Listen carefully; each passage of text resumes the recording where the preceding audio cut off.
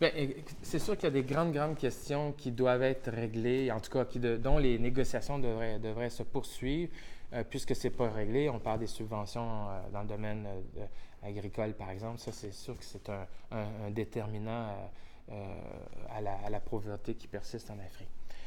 Si on met ça de côté pour l'instant, parce que il y a quand même d'autres voies aussi sur lesquelles le travail peut se faire, non pas comme alternative, mais en attendant que des progrès plus concrets se fassent de ce côté-là.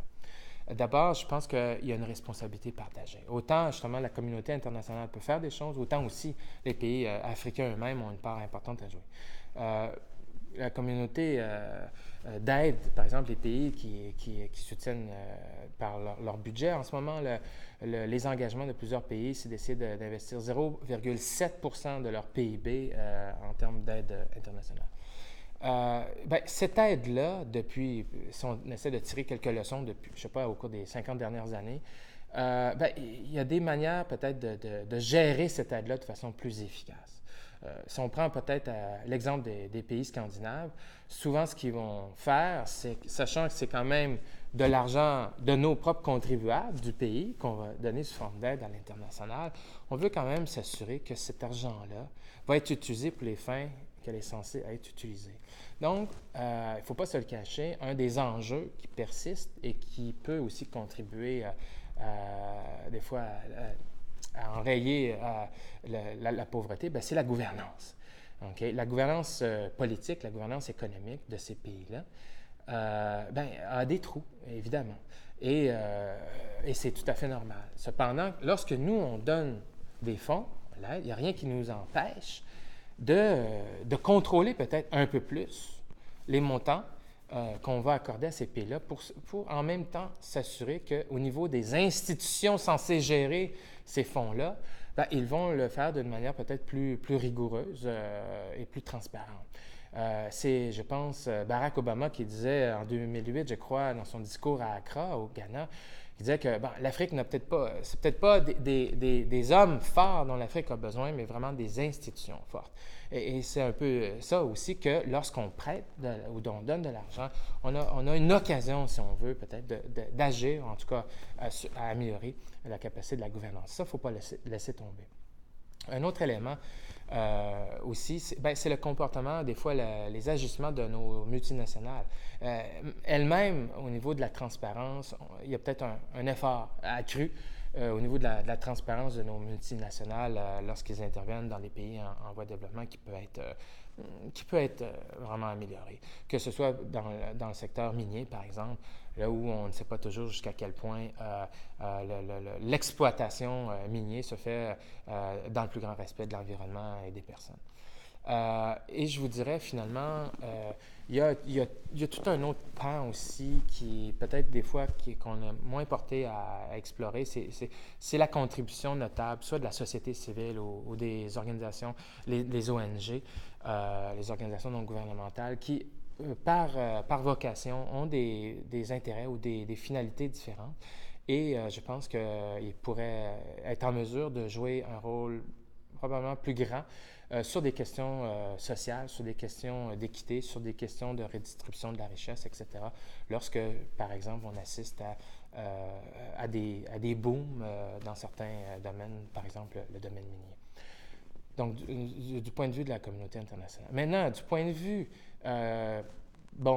sans vouloir du tout avoir une approche paternaliste, mais du point de vue des dirigeants africains eux-mêmes, c'est sûr qu'il y a des certaines conditions de base sur lesquelles ils peuvent continuer d'agir. On en a parlé, la gouvernance politique. Vous savez que souvent, ce qui va faire perdre des années de croissance ou de développement à un pays comme la Côte d'Ivoire ou le Mali, par exemple, c'est l'instabilité politique.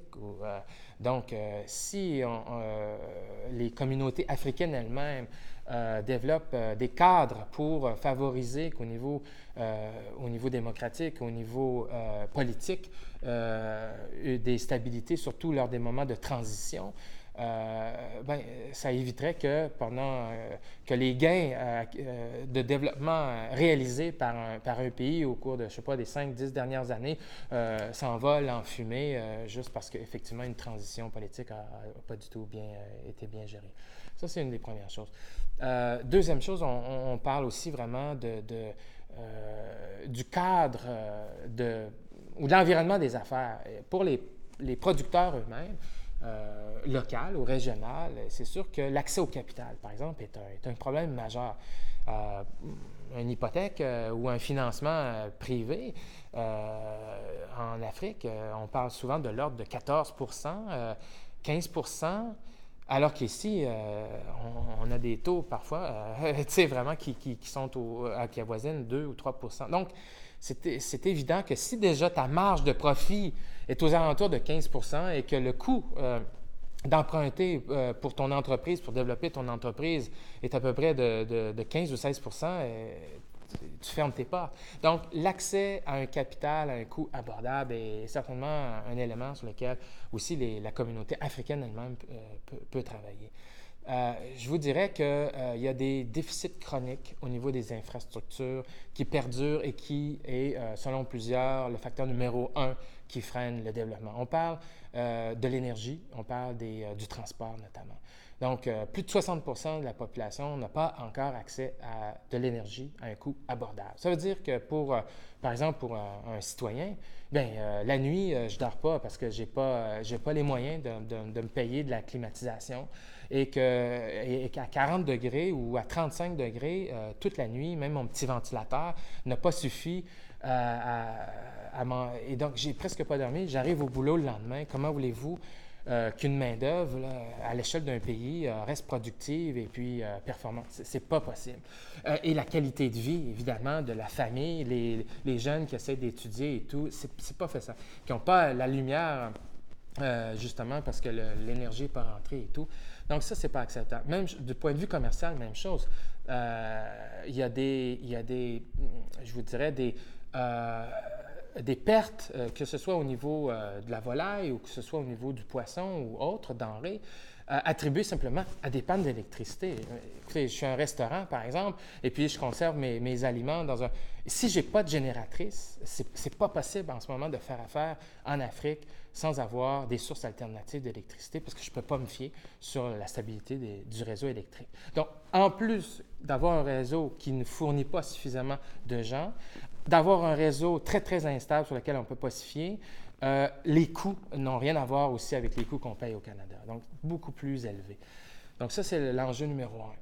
Enjeu numéro 2, c'est évidemment les infrastructures de transport pour favoriser que ce soit le développement des personnes, la mobilité des personnes ou du commerce au sein de l'Afrique, les routes, les ports, le transport aérien, etc. La qualité des infrastructures ou le manque de qualité dans les infrastructures fait en sorte que, franchement, les gens ont à peine à se déplacer pour sortir de leur petite zone directe de commerce. Les délais sont excessivement longs, les coûts sont exorbitants de transport dû au fait que les infrastructures sont mal développées. Donc, écoutez, il y a d'autres facteurs, évidemment, qui peuvent contribuer d'un point de vue africain à l'essor, mais dans l'essentiel, si on continue de faire des progrès tant sur le plan de la gouvernance, des infrastructures, d'améliorer aussi donc, le climat des affaires, notamment l'accès au capital, d'une part, et que la communauté internationale travaille mettons, à améliorer, si on veut, la situation sur le plan des subventions,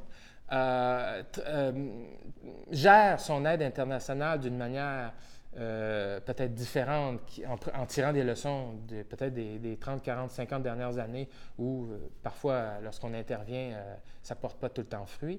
Et aussi où est-ce que la communauté internationale pourrait même peut-être amener ses propres multinationales à des fois avoir des comportements un peu plus, je vous dirais, respectueux soit de l'environnement, des populations, dans les pays dans lesquels ils interviennent. Ces éléments combinés ensemble pourraient faire, je pense, une énorme différence.